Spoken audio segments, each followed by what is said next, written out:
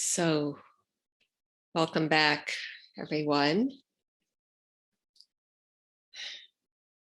And I just would like to thank Shanna again for that wonderful stretching movement, opening movement, and so beautifully adapted for someone who accidentally stepped on a hornet this morning, late morning.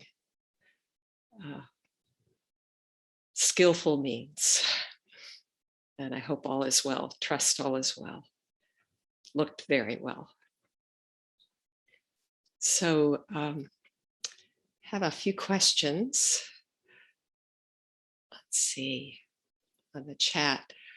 These were sent to me. The first one is picking up on what you said before the break.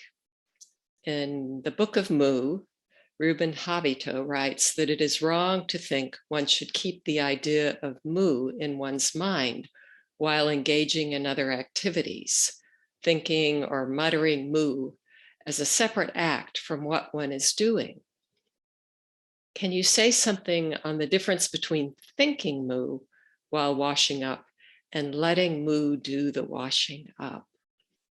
Yeah, this is a very helpful question. One of the, it's just not very helpful if we try to overlay Mu as a thought all day long. It's divisive, and I'm thinking Mu while I'm doing this. The whole point of this Mu practice is to be fully absorbed in and by Mu.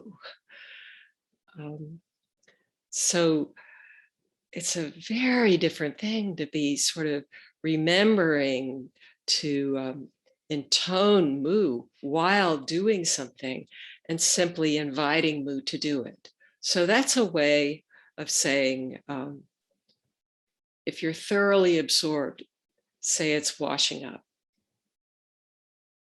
It's just no one doing anything, washing up. And by saying this invitation to let Mu do it is simply to that, to let this be one absorbed activity. I had a moment and read this passage, and it's lovely, by Ruben. His chapter in this very nice book, the Book of Mu. Most of you may know of it. It's not a new book, but just a collection of essays on Mu that are from all different perspectives, past teachers, some historical essays, and then a number of living teachers, men and women. Really fun read. So Ruben in his essay writes, to practice Mu is to be totally enveloped in Mu. In fact, to be dissolved into Mu, to be nothing other than Mu. So that invitation to let Mu do whatever is happening, let Mu do it, is a way to sort of invite that, to be Mu, nothing but Mu. He goes on, to practice Mu is not just limited to the time of Zazen. One who has taken up this practice with one's heart and mind and entire being is invited to practice Mu, not just with each out-breath in Zazen, but in each and every waking moment, as one gets out of bed, washes one's face, takes breakfast, drives to work, meets friends, goes back home, takes a walk, looks at the sky, feels the breeze, and so on, with everything that happens in one's day-to-day life. It's Mu unfolding, not as a thought, as a fact, as a living reality, right there. And he even talks later on about, it's not a matter of doing all these things all the while thinking Mu or muttering Mu as a separate act from these things one is already doing. And he goes on to talk about that separate act, just like I have. Um, to practice mu in one's day-to-day life is simply to go about each and everything as each and everything needs to be gone into, but yet with a total outpouring of one's being in whatever it is that is before us.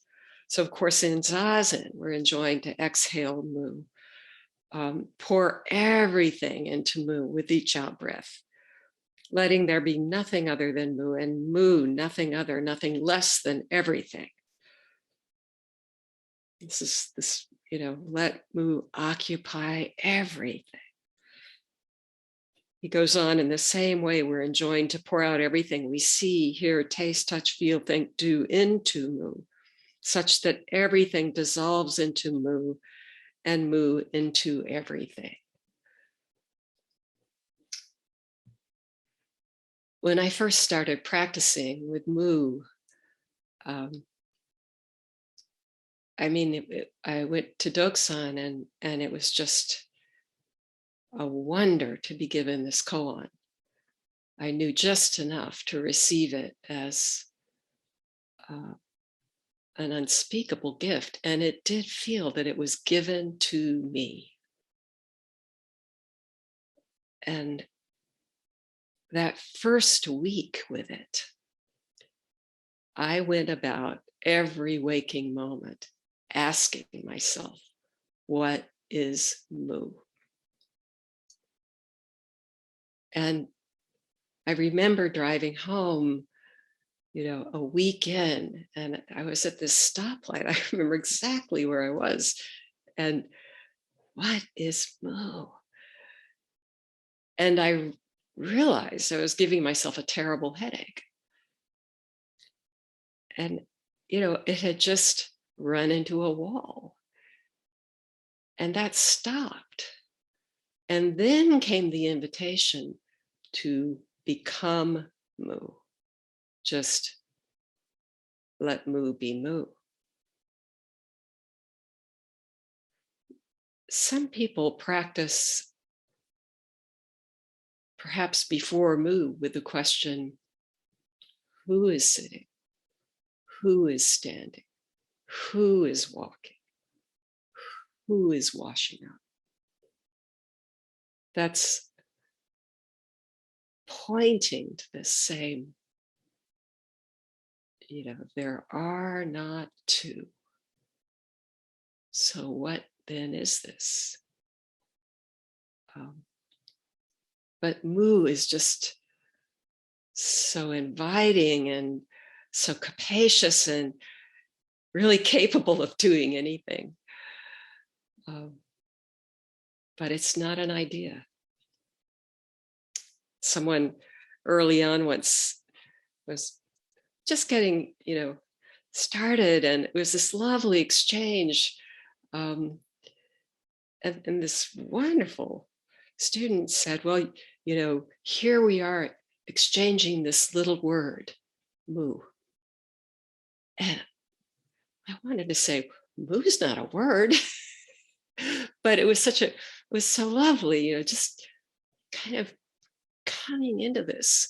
And it happened to be a person for whom language is very important, love of language. So to say, this little word, was taking up a sense of wonder, but it's not a word. Just let mu be mu. If it's doing everything,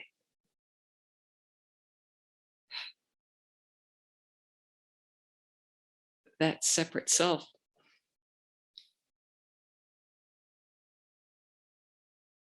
well, it's kind of extra.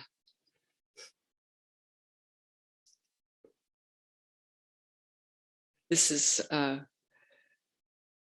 speaks to this story I've told about the young man who had been practicing with Joan Reek and had been to a week-long retreat session, and deep, steady, but as he put it, no fireworks.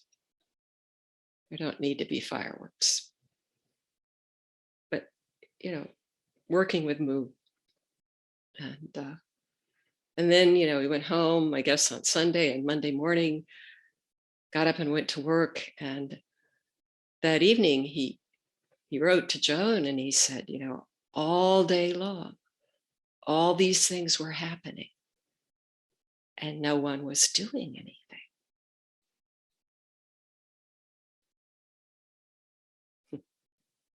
When she told that story, and of course she knew this student, she said, that's Kensho in that case. So this is a really generative, wonderful, emptying, freeing practice. And you read a poem yesterday, yes, written by a female American poet who wondered how she deserves all the beautiful things in the world. Her name, Lynn with two N's, Unger, Ungar. And she has a lovely, simple website, lynunger.com, I think it is, all one word. But if you can easily find her online, and that poem is circulating right now as a Facebook post. So it's you could probably go to her page and find it if you do such things as Facebook. Yeah.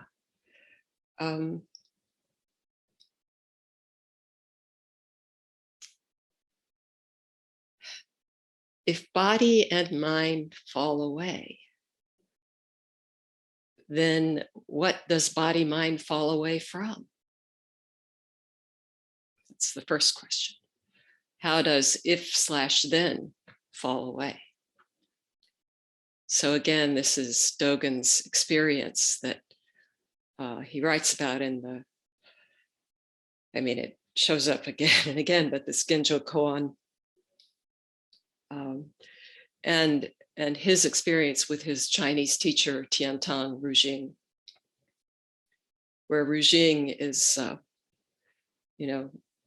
one night it said during nighttime zazen,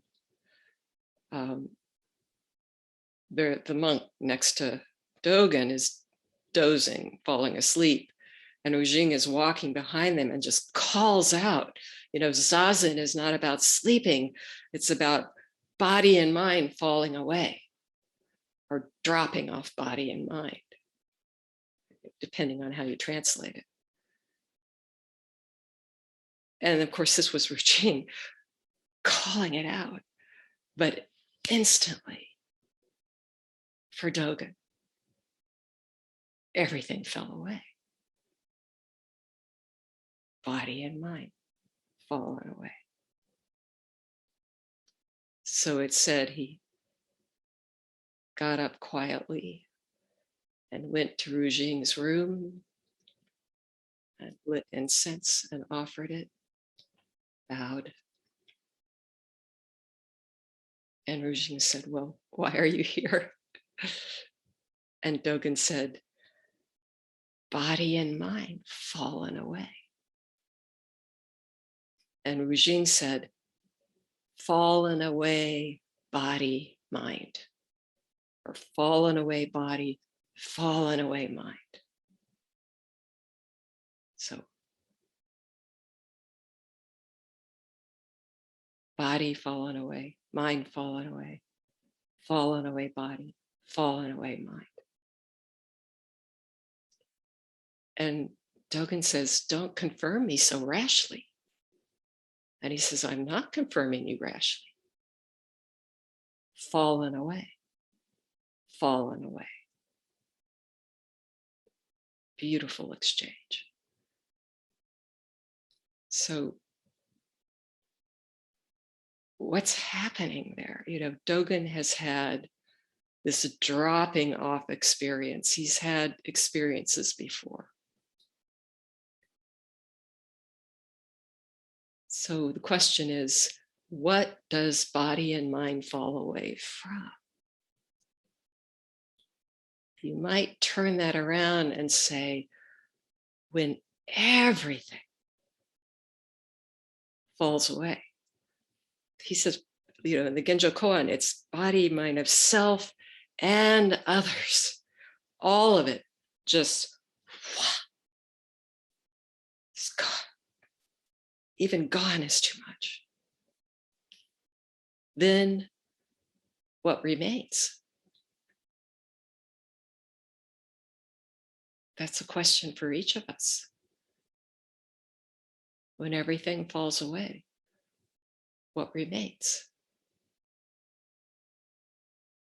Rujing confirms this, but he also takes it another step. For Dogen, body and mind, body, mind, this, all of this, fallen away. And Rujing says, that's what this is. Fallen away body, fallen away mind. It's already that, you could say. There's nothing to fall away. What this is fallen away body, fallen away mind. A helpful practice is to just sit with fallen away, fallen away.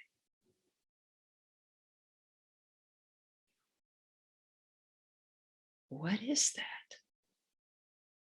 Even the wall I'm facing, fallen away, fallen away.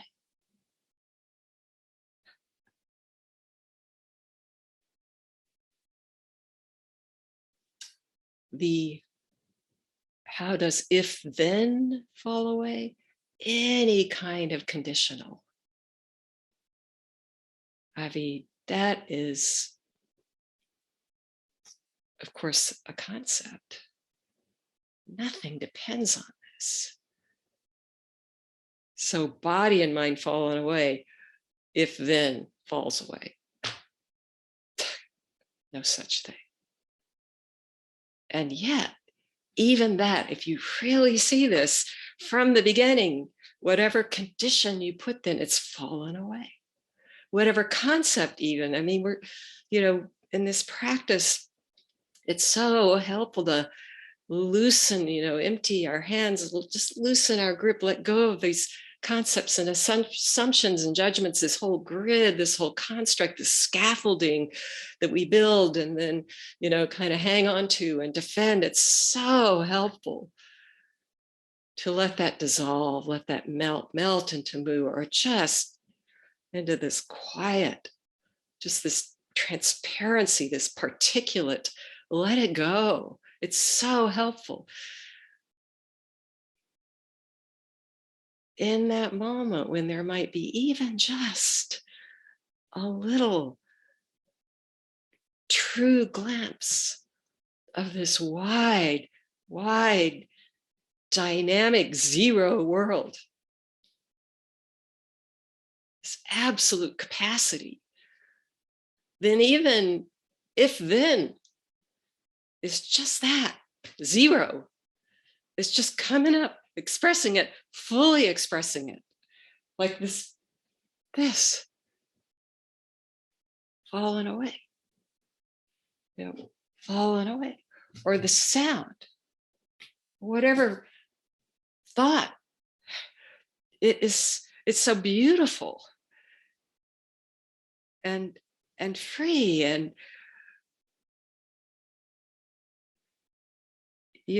intrinsically equanimous.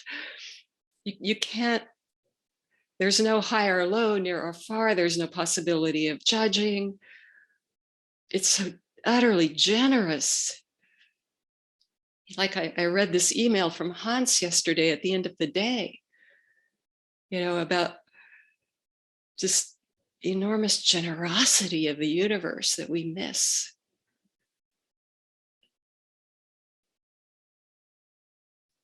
We can get a taste of that or maybe more with this fallen away.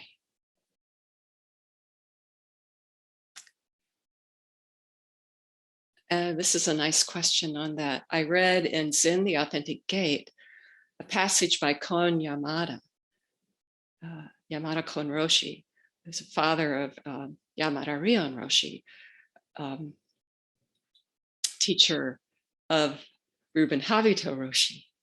So Kon Roshi, in his chapter on koans, where he discusses the manifest koan, the Genjo koan from Dogen, actualizing the fundamental or manifest koan, he writes, everything in the phenomenal world is the total expression and realization of the essential world. Everything in the phenomenal world, the sound, the sight, the sense, whatever you pick up, is the total expression and realization of the essential world. I mean, that's this, right? Here it is. Actually, all of it.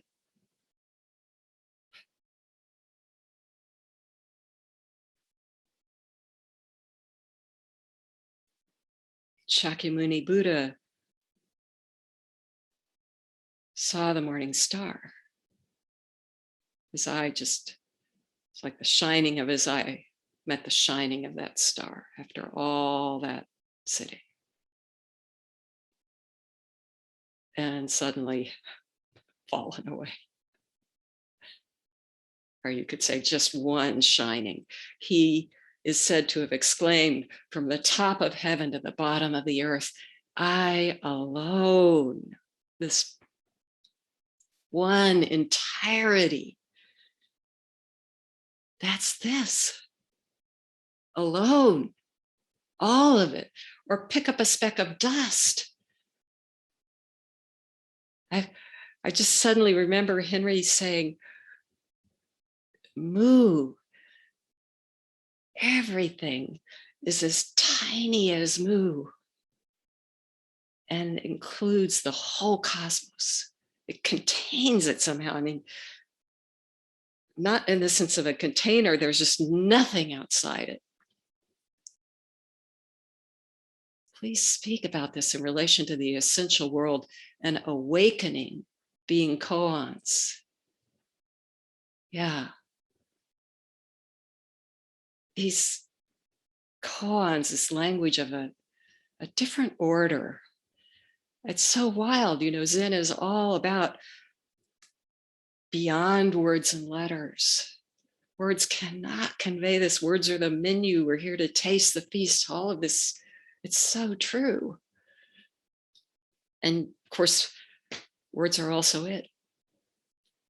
But there's something in these koans in this tradition that is just rife with awakening. And so is practice. Dogen, you know, quickly came to find a way to link these Chinese characters so that practice realization is one thing. And he's got that beautiful, beautiful language about the continuous practice, the circle of the way. This way, just this right here, you know, from practice to realization, from aspiration to practice to realization to nirvana. There's not the slightest gap.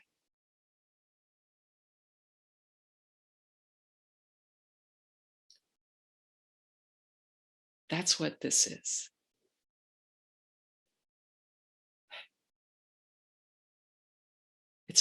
It's what we are. I mean, when we say fully immersed, it's just a way of saying, you know, you're utterly immersed in that which you are. All of it. these words like borderless, barrierless. That's what this is. And also, it's nothing other than sitting, standing, laughing, crying, washing up. It's, there's no other emptiness than this. That's the marvel. It's just not, I mean, we say things like such a tight fit or not to, whatever comes up immediately, not to. Well, that's because there just aren't. These are just pointers.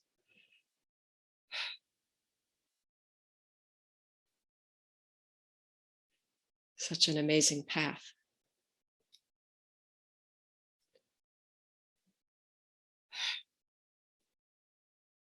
It's beautiful questions. One other came. I wanted to ask about some modern teachers I read about who, like the old masters, use seemingly severe means, maybe to jar their students into enlightenment, and whether our tradition does this or not. Does it depend on the student, the teacher, the circumstances? So our tradition, this is Sambo Zen, which grew up out of, a blending of Soto and Renzai, Harada Roshi back in the 50s, a full complement of both Soto and Renzai training, and brought them together in his own experience and his own teaching and planted this path. So modern teachers vary a lot, though something I really appreciate in Sambo Zen is, deeply appreciate the training and the great cross-pollination and the, that I really could go, any one of us could, to a Sambo Zen retreat or Zendo anywhere in the world and just slip in. You'd know what was happening. Be very familiar. And the teaching, though it would have its own spirit, maybe its own quality, its own way, it's got the same root, and it's been checked in multiple ways. And we don't stop that. I'm, still studying with my teachers, and I'm, just beginning.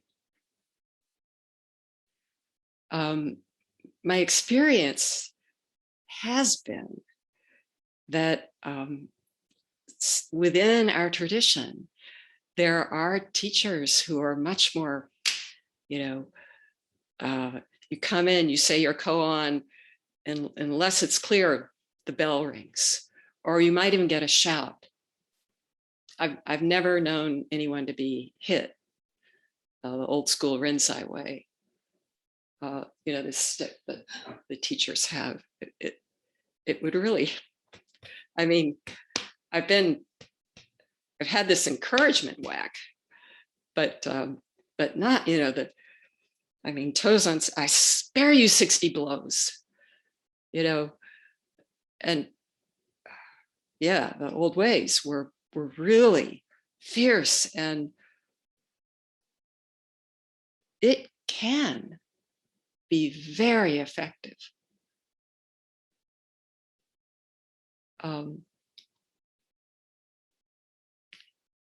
I've heard Konroshi say that he came to feel that you could push someone into an experience, jar them into it, but often it would be a rather shallow experience, and the chances of that kind of deepening, weren't as good. So he liked the analogy of letting the fruit ripen on the tree and simply fall of its own.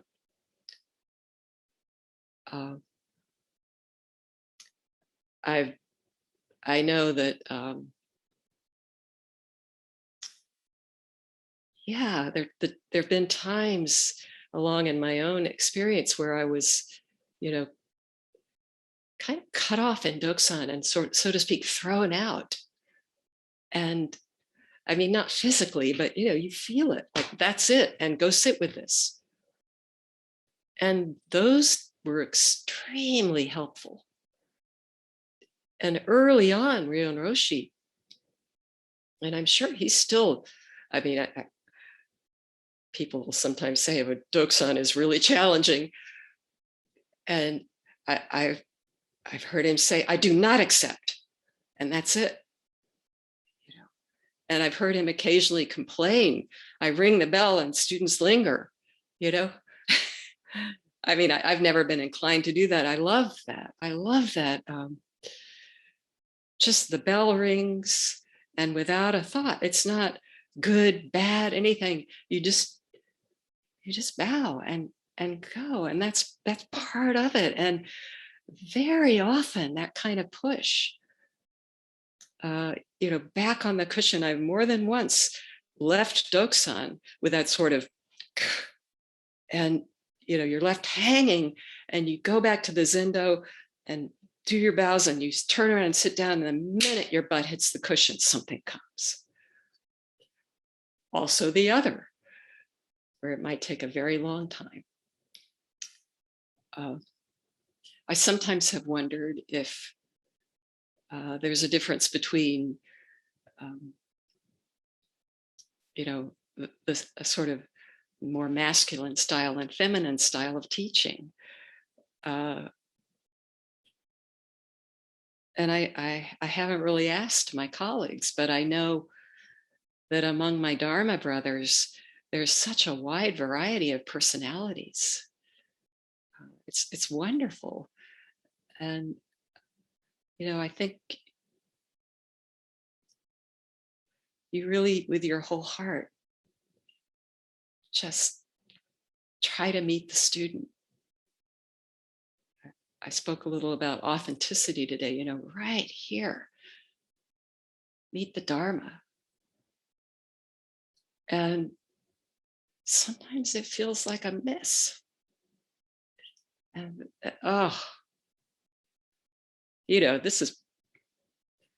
it's so helpful we have a tradition, because it's not just, my sense of, did I fail that person? Did I miss an opportunity?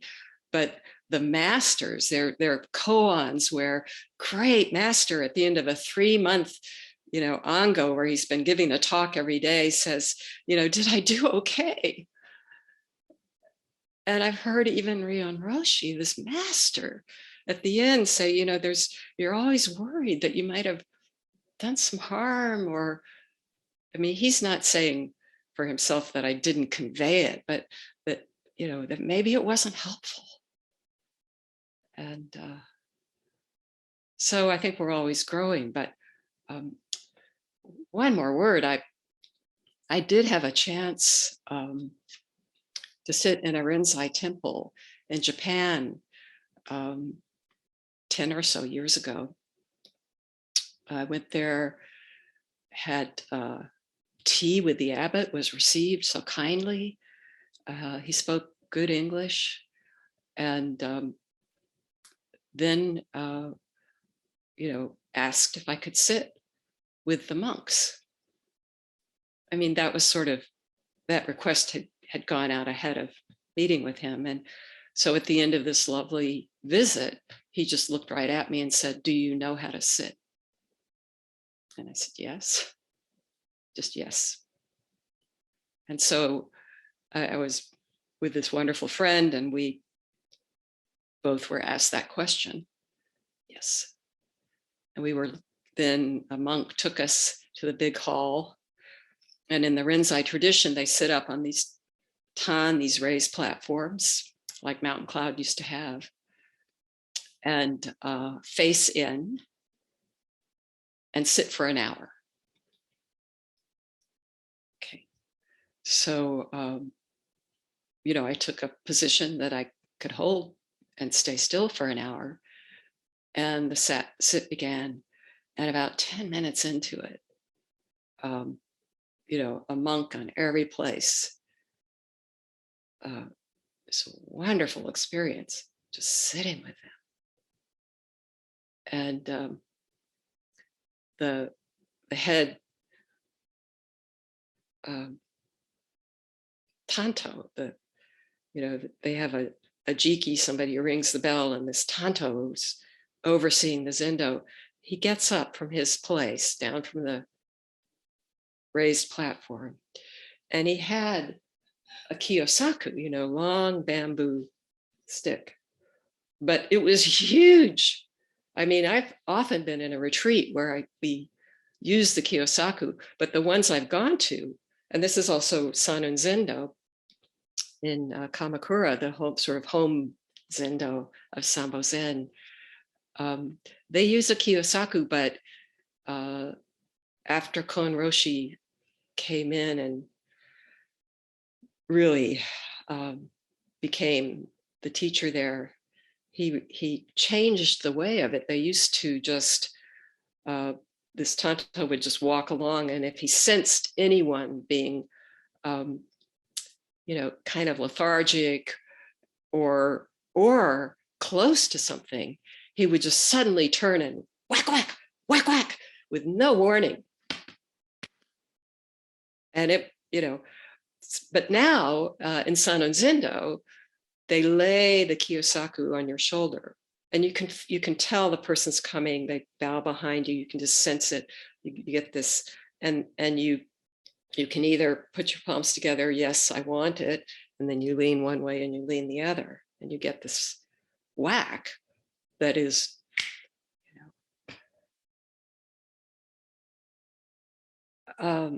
if it's well done, it doesn't really hurt. It just hits those muscles and releases.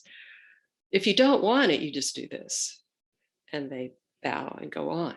But in this Renzai Temple, to this day, all of a sudden, he would just quickly turn with this massive stick, and the monk he was facing would lean forward and get this very loud, whack, whack, whack, whack, and then just sit up. We're trying to sit, but I have to confess that once that started, I was rather watching. That's not Sambo Zen. It just, it's current. To my knowledge, nobody's doing that. But there are all different kinds of ways. And I do, yes, to this question, I think that, while teachers have their way, it really depends on the student very much. It's such a privilege, this eye-to-eye meeting.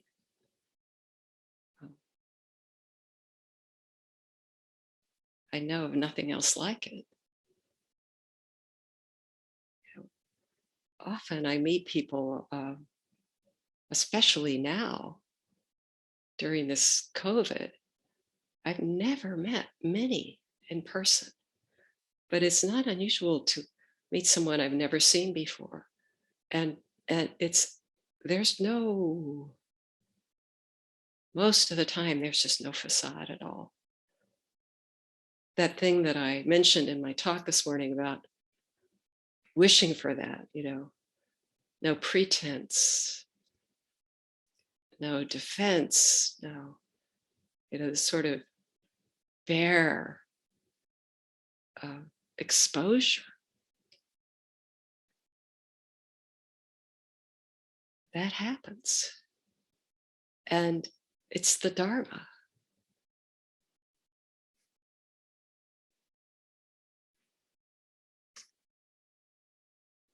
So thank you all so much for these questions and for this shared practice.